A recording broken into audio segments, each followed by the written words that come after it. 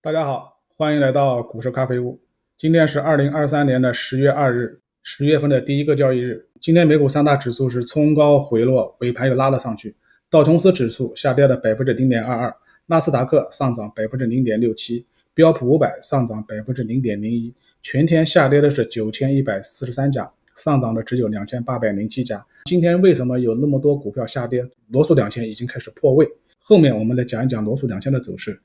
我们先把三大指数讲一讲。从目前走势来看的话，道琼斯指数走的是相当的弱，还没有完全的走好。我们看一下，道指目前再次跌破了5日均线，尽管也是收了一个较长的下影线的 K 线，但是量不够，所以道琼斯指数现在还没有完全的止跌。但是我们从均线走势来看的话，它现在的也就是年线的扣底位还是在相对的低位，年线的扣底位在这里。所以年线对于它来说还是有一定的支撑的，但是不管怎么讲，没有站上5日均线，没有有效的站上5日均线之前，不要参与道琼斯指数的交易。我们再看一下标普500，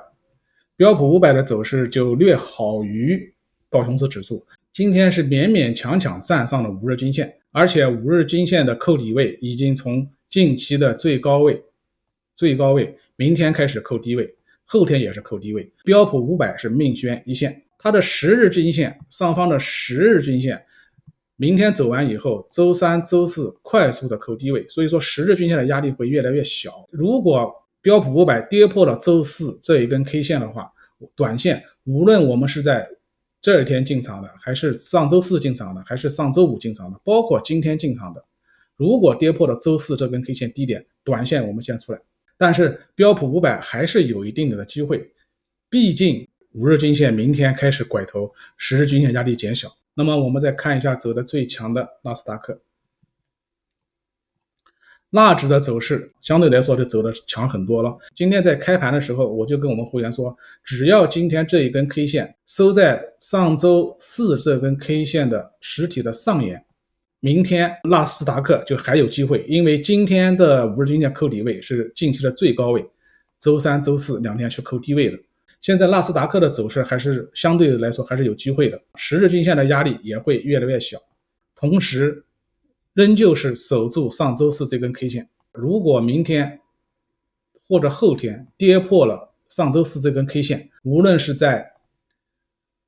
上周三周四周五，包括今天进场的短线交易，我们先止损出来，只要没有跌破上周四这个 K 线的低点，我们就可以持股。而且我也跟大家聊过，前段时间它是这样一个快速下跌的一个走势，那么现在已经结束了这个快速下跌的惯性，会在这里震荡整理。无论是指数出现大幅反弹，还是震荡整理期间，我们都是可以交易个股的。那么这个时候个股就会脱离指数的走势，各走各的行情。今天我们还是要重点讲一下罗素2000。罗素2000今天已经破位，但是从我个人角度来看的话，我觉得罗素2000下跌的空间已经是有限了，或者说再跌的话我也不会太害怕，它在这里开始有放量。那么美股有一个特点，每到了相对的低位的时候它都是放量，大家看一下，放量的时候都是在低位，那么现在的量比前段时间这里的量都大了很多，所以如果罗素2000再下跌，成交量再放出来的话，我认为反倒是快要触底的一个时机了。但是无论是怎么放量，底下怎么放量，股价必须要站上5日均线以后，我们才可以进场。我再说一遍，尽管现在跌破了前低，前2天进场的我们短线先暂时离场观望，规避风险，但是由于底下开始放量，所以说我认为底部已然快到了。但是在没有站上5日均线之前，我们先不要贸然的进场。而且我们可以从 KDJ 的走势可以看出来，大家看一下，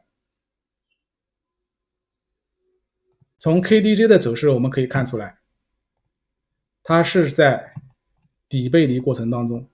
所以罗素2000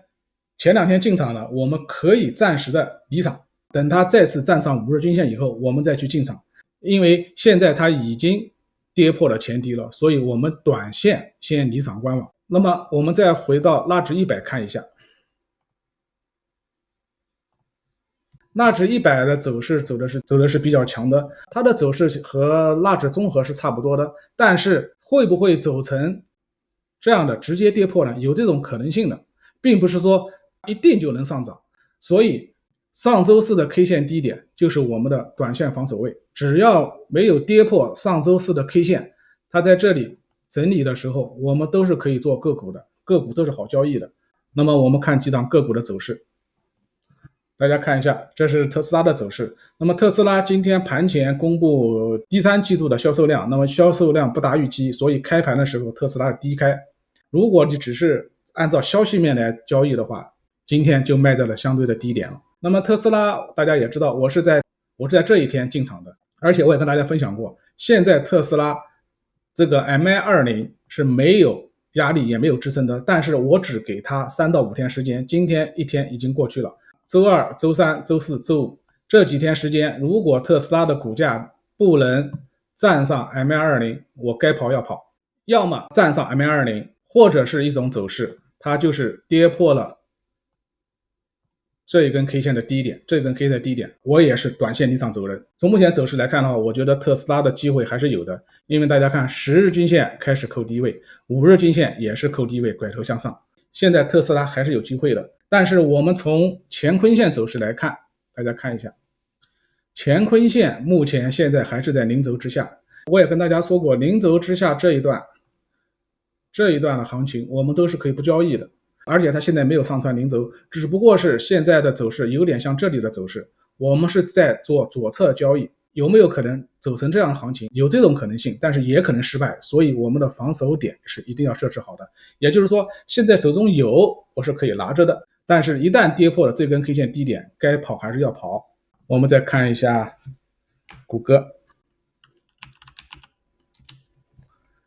谷歌的走势大家看一下，谷歌现在的走势其实走的还算不错，在这里有了底部结构，但是它已经来到了这一根 K 线的压力了，并且它已经来到了 MA20 压力，而且 MA20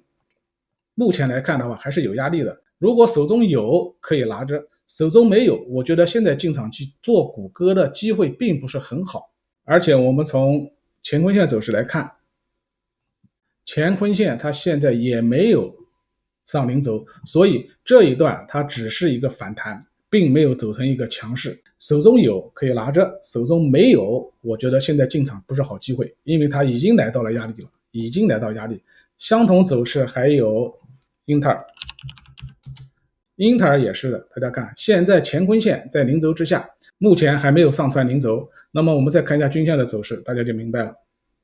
均线 MA20 马上开始爬高坡，那么现在这个位阶，在前2天进场的，我觉得可以拿着，因为为什么？因为5日均线和10日均线对它来说会有支撑呢。10日均线明天迅速开始扣低位，但是如果现在进场去追它，没有任何的意义。那么我们就等一等，等它20日均线扣完高位往低位扣的时候，那么我们再找机会。但是如果你已经进场了，现在拿着是没有什么太大的问题的。但是还是那句话，如果跌破了这个 K 线，该走还是要走，短线该走还是要走。我们再看一下 Costco， 如果你手中的股票像 Costco 这样走势的股票，那就坚定的拿着。现在市场环境并不是很好，但是 Costco 它的走势是大多头格局，是个大多头的格局，而且它的财报已经公布了，财报风险也没有了，该拿着就拿着，不要看见指数的震荡整理就害怕。从它的走势来看的话，现在我们是守这个 MA60， 因为它现在是沿着 MA60 在走。但是如果 MA60 和 MA20 乖离率比较大的时候，我们就守 MA20， 就像这里一样。当 MA60 和 MA20 乖离率比较大的时候，一旦跌破 MA20， 我们先出来。目前我们守 MA60。最后我们再看一下奈飞。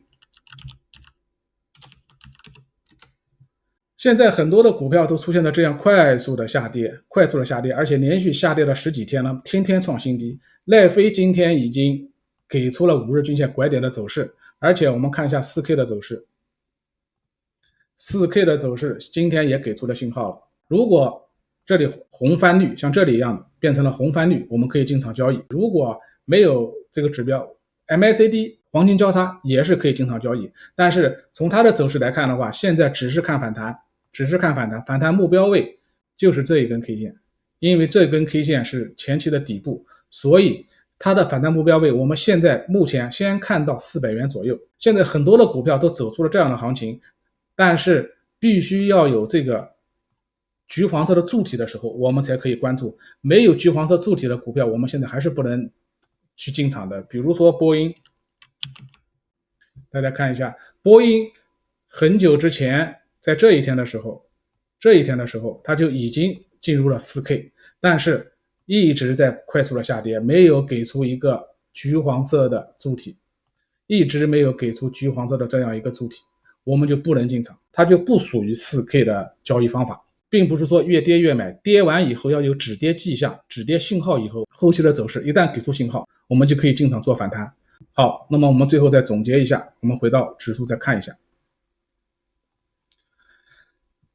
纳指和标普现在还是有反弹的机会，也就是说目前反弹的这个趋势还没有完全的结束。前2天也跟大家说过，它现在已经结束了前期的这一个快速的惯性下跌，要么反弹直接反弹上去，要么在这里震荡整理。那么在这个震荡整理期间的时候，个股是好交易的，我们可以精选个股，根据不同的形态，有止跌迹象的，有5日均线拐点的，我们都可以做反弹。但是如果一旦跌破了周四的这一根 K 线，无论是在上周3、周4、周5，包括今天进场的，该离场还是要离场。今天的视频就跟大家分享到这里，我们下期视频再见。